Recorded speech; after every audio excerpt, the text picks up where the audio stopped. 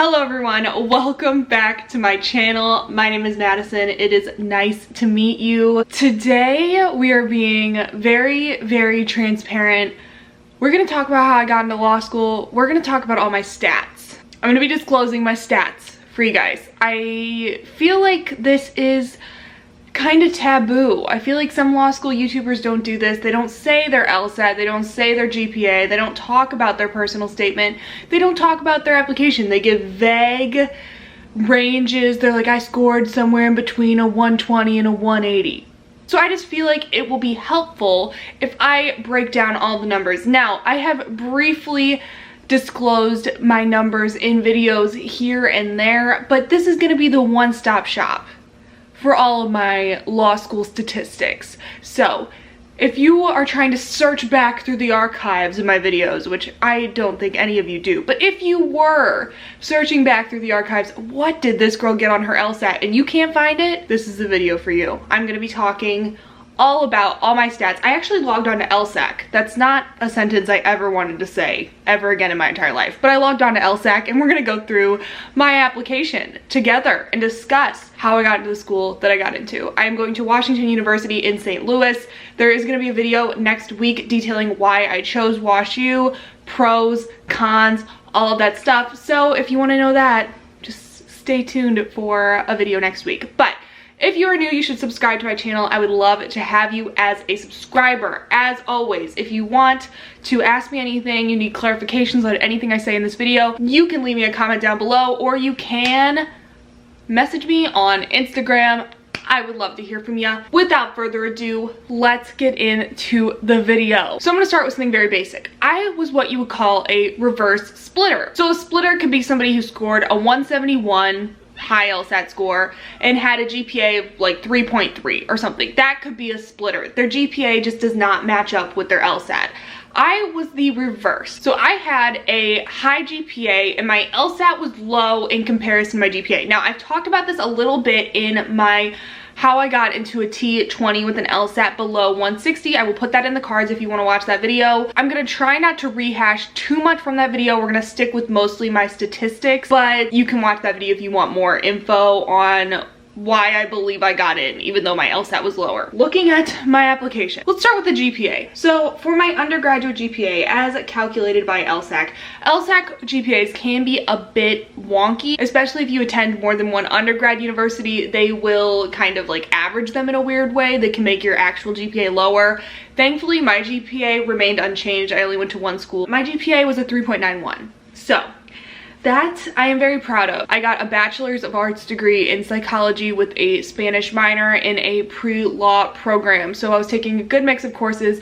I mean, you can say that psychology is an easy major, so you can discredit my GPA by saying it was an easy major, but I am proud of it. So that was my proudest point of the application. So now that we've moved on from my proudest point, let's move to the Lsat. So I make Lsat advice videos, and I feel like when I say my score, it's gonna make me seem less credible in terms of my advice videos. Like, how can you give advice if you didn't get a 175? See, I've done more research on the Lsat since I've taken the Lsat than I did before I took the Lsat. So I feel like my advice is still valid. I took the Lsat 3 times.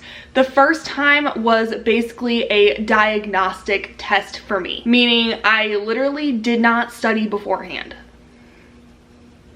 And I had never taken a practice test. So it was my baseline pretty much, and I scored a 153. It was last July, and it was actually the first time the digital Lsat was administered. I don't think that had anything to do with it, but it was really the first time I had ever encountered a logic game. Yeah, I wasn't happy with it. I think I cried when I got the results, but who doesn't cry when they get their Lsat results? That's just relatable content, everybody. You cry when you get your Lsat score, no matter what the number says. That's just what we do as pre-law students. Then I decided to take the Lsat again in October. I studied while I was in school, and I actually did commit to studying a good amount of time. I kind of prioritized it, and I felt pretty good going into the test, but then I got dismissed from my Lsat. I drove an hour and a half away to take the Lsat, and I got dismissed because of technical difficulties. I have a story time that I will link in the cards as well if you want to watch that, but it was a whole disaster and a half. So then I had to take the Lsat again a week and a half later, and I scored a 158. Now,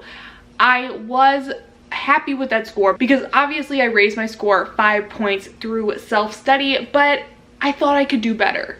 I thought I could break the 160 threshold. I really did. And I thought if I broke the 160 threshold, that would open up a lot of opportunities for me regarding scholarships, acceptances, things like that. So I signed up for the January Lsat. What did I do to prepare for the January Lsat? I mean, I enjoyed Christmas. I enjoyed New Year's, and then a week before the January LSAT, I crammed. I don't know what I was expecting. I just thought maybe that being more familiar with the test would make my score go up.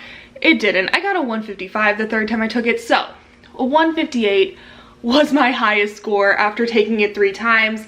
And do I think I had potential to break 160? Yeah, of course. I think some people have just an aptitude for the test, but I think it is a test that can be learned. If you're not good at it, I think if you put the time and the effort in, you can't get your score up. I just didn't do it. Point blank, period. I applied with my 158. That was my highest of the 3 scores. So 158 with a 3.91 GPA.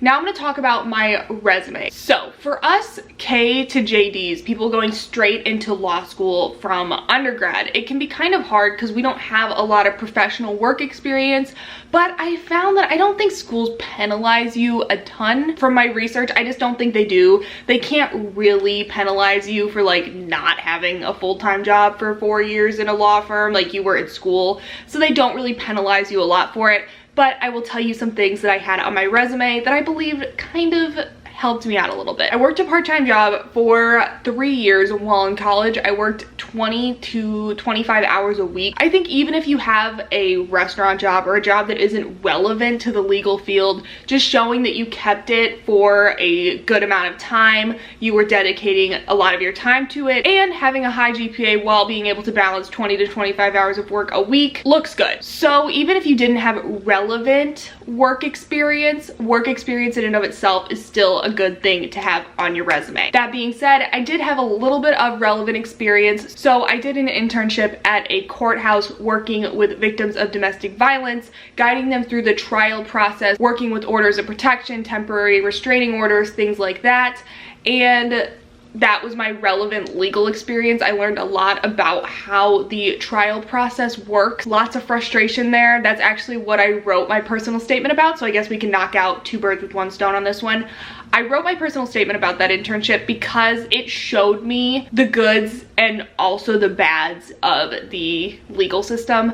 I learned a lot about how things don't always go your way, and it really made clear some of the systemic issues that are present in the judicial system, and I just really want to get in there and get my hands dirty and fix what I can. I know I'm just one attorney, but I really want to fix it. And that's what I wrote my personal statement about. I think it was a great addition to my application, and I would love to do a video where I read it and kind of just talk more about it. So that knocks that out. I did have a bit of relevant work experience, but not a ton. It was just a semester.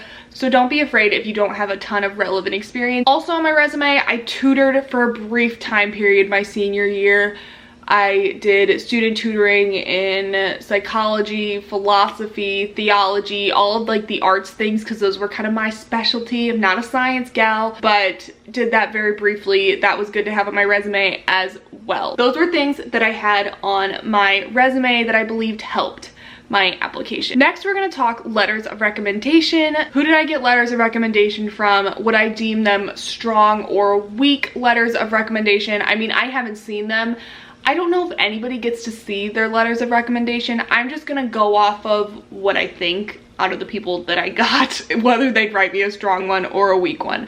So the first person that I had write me a letter of recommendation was the supervisor of my internship whenever I worked at the courthouse. So I would say this one was probably a strong letter of recommendation. So I interacted with her for about 6 hours a day, 3 times a week. So I mean, we did do a lot of talking. We talked a lot about my interests. She saw my work ethic. She saw me improve. She saw me learn. By the end of the semester, she was letting me tackle more intense cases. I could just tell she was more comfortable giving me a heavier workload. So I figured that that letter of recommendation was pretty strong. For my other one, I was kind of nervous on who to ask because I really didn't know. So I did my internship for course credit. It was 3 credit hours, meaning it was under the guise of a class pretty much. So it was a class called Legal Internship, and we had to have a professor supervise that. The professor gave us assignments, so we had to write like a journal entry every week. We had to end it with a 15-page research paper. So I thought asking him, he saw a good chunk of my writing. He saw weekly journal articles. He saw a 15-page paper. I thought he could probably vouch for my academic potential,